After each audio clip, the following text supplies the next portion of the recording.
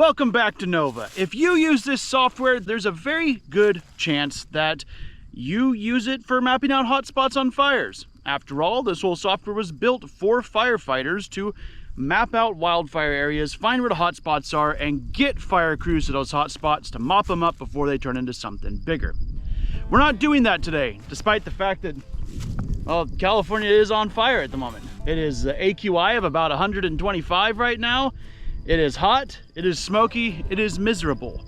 But we're not going after fire today. We're gonna be going after the opposite. We're gonna be seeing if we can find water sources, or water leaks more accurately, with the hotspot finder. It's all thermal, so it should work. So you might be asking, Tim, why are we learning about this? Why are we gonna be using Nova for its direct wrong purpose? Well, to avoid stuff like this happening again. Because we had a giant leak out here in the orchard that some guy who manages these orchards didn't catch somehow in time. But regardless, all blame aside, we had a huge water leak out here, and the tractor did not spot it until they until they buried themselves pretty freaking deep. So we're gonna see if we can use Nova to help prevent this in the future. So obviously the water's been out here running for a while, and even though it is crazy hot out here right now, if you spit right now, it would probably dry it before it hit the ground. Any sort of residual water that's in the ground will lower the temperature of it significantly, especially when looked through a thermal imaging sensor. That's one of the biggest things I actually use a drone with a thermal imaging camera equipped for on the farm, is for finding leaks like this.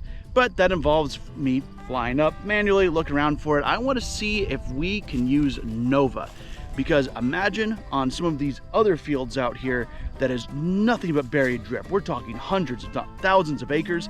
If you're a farmer and you're looking for a way to figure out and map out where those leaks are quickly, instead of sending crews out there to figure out where they are, I think this video is for you. But we won't know until we try, so let's get to sciencing. Obviously, this water spot's gonna show up on the thermal quite easy, but at least we know we have a control group out here, right? All right, we're gonna be using the Mavic 3T today because felt like giving it a little bit of a stretch. Haven't used it in quite some time. Missed playing with the old girl. It's my bread and butter right here until I upgraded to the 30T. So we're gonna let her stretch her wings for a little bit and get to mapping out this orchard.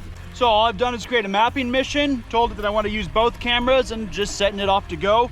Going to be flying just under 400 feet, probably about 380 or so, just so we can get everything done as fast as possible. For this, we're trying to go for efficiency. We're trying to find the biggest breaks in this orchard possible. We're not really worried about pin leaks, we're worried about big leaks. We're looking to see if we can find any huge wet spots out here that are gonna cause a tractor to get bogged down in the mud again.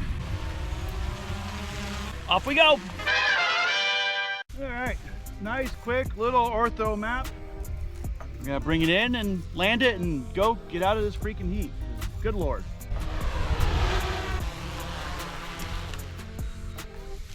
Landing mats are for nerds. I wonder how many flight hours I have on this drone. Wow. On this drone alone, I have 228 hours and 47 minutes of flight time, with a total distance of, I'm going to assume it's correct, a total distance of 1 billion feet. I've put a lot of time on this drone. All right, pack it up. I've got a new windscreen for this GoPro, so I'm driving a little fast and seeing how well it works out, because God, I'm so tired of my GoPro footage, all the audio just being completely washed out. So if this sounds good, I know this stupid little cover I've got works. Turn this one back on now because these trees are thirsty. After turning the water back onto the trees, I headed home, popped the memory card out, and started uploading all this information to Nova. That's right. This is so interesting, it warrants me putting up my whole green screen for this. I hate putting this thing up, and I hate chroma key. But sitting down and just explaining it as a talking head sort of streamer style, where I'm down here in the corner and kind of looking at stuff else, doesn't quite hammer home just how freaking cool what we have figured out here at Nova is. So we have flown this entire map in white hot, meaning that if something is warm, it's going to show up as white. We're not looking for that. We're looking for black. We want black because black is colder. So every little spot on this map right here, you can see that's black, is a colder spot. This right here is an almond tree. And this right here is the shadow of that almond tree as the sun is being blocked out and it's making the ground underneath it a little bit cooler. Makes sense, right? Going up and down this map, you can see just about every 15 or so feet, you'll have a tree and a shadow, and a tree and a shadow, and a tree and a shadow. What we are looking for is little black spots that aren't the trees and aren't the shadows. Let's get the two big ones out of the way first. Down here on the south part of the map, you can see these two very dark streaks. I'll give you two guesses as to what they are. So these right here very clearly show where there are very big breaks in the irrigation system. This one right here was a broken T, this one right here was a cut line. Easily fixable, but they had a ton of water flow out and that's what made us bury the entire tractor.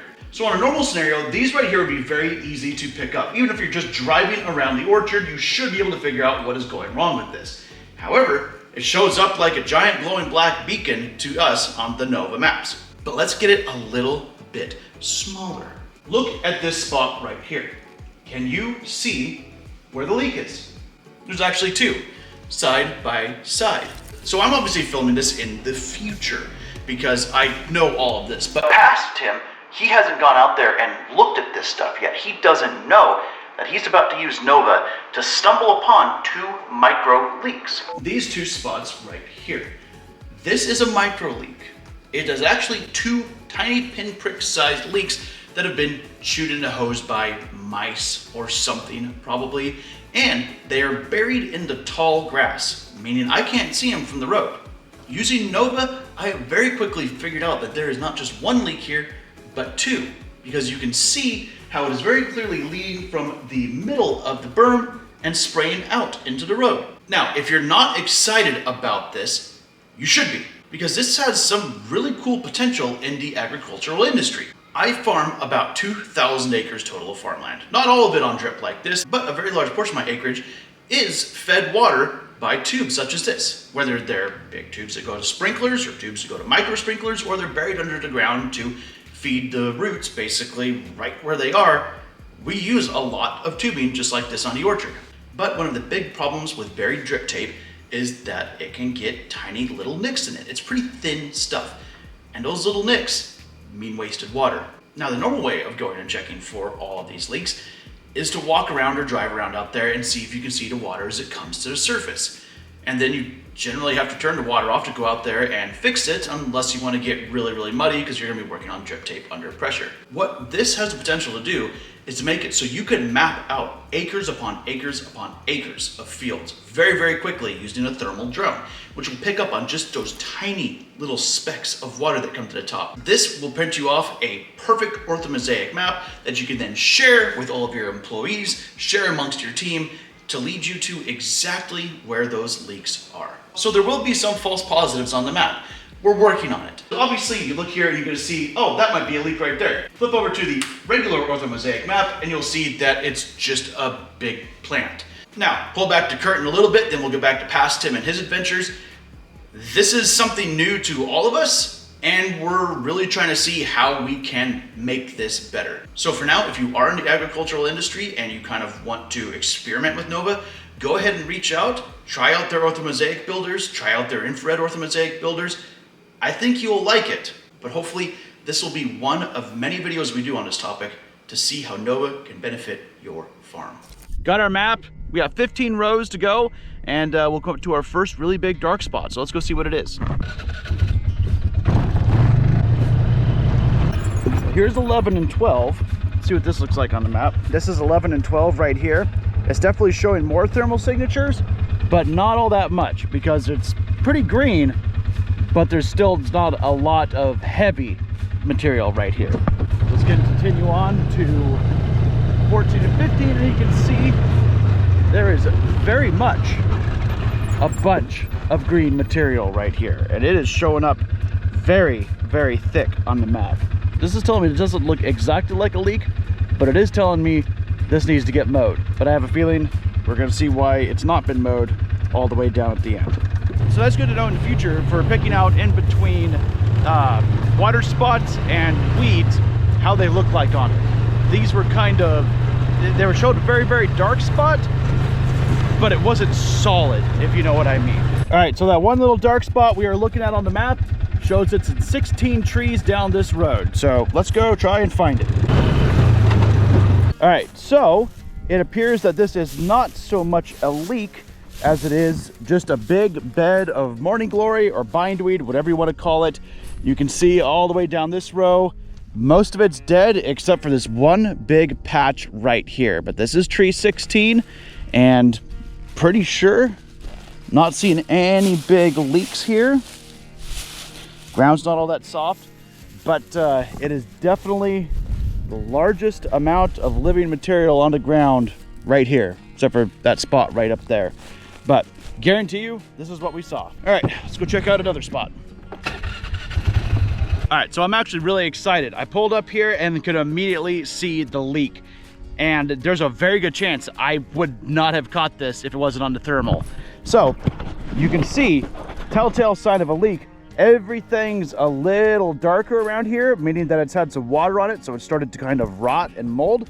And when you come over here and you step, this ground is way, way softer than the hard packed dirt around it, which means that we have a leak somewhere over here. And yep, you can see precisely